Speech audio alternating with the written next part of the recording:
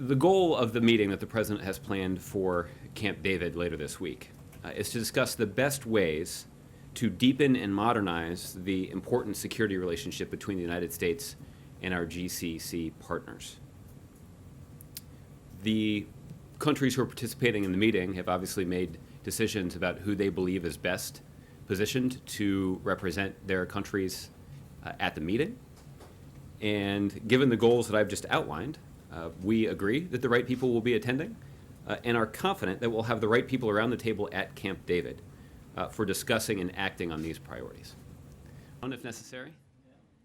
Let me do two quick things and then we'll go to your questions.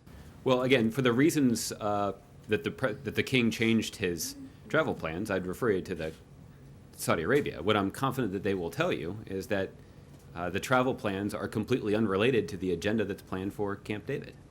And again, that is based on the private conversations that the Secretary of State has had with the king himself and with other senior officials in Saudi Arabia, both in Riyadh and in Paris. That's evident from the public statements that we have seen from senior members of the Saudi Arabian National Security Team so far. And we continue to be confident that the senior officials who will be representing the interests of Saudi Arabia at the meeting will be able to, are empowered to not just represent the views of Saudi Arabia in the meeting, but also to implement any decisions that are made in the context of the meeting.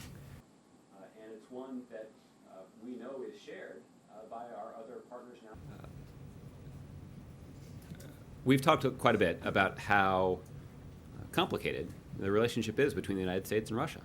That there are a variety of areas where the United States has been able to successfully work with Russia in pursuit of interests that benefit the citizens of both our countries. And that's been a wide range of things. Russia has participated in the P5+1 negotiations with Iran. They have been an important partner in putting in place the sanctions regime that has compelled Iran to the negotiating table. The President has been pretty blunt about the fact that it is important for us to try to reach this. We've also, as you pointed out, not been shy about identifying those areas where we have had pretty sharp disagreements with Russia. That's principally come on the issue of Ukraine and the need to respect the sovereignty and territorial integrity of that independent nation. I'm not sure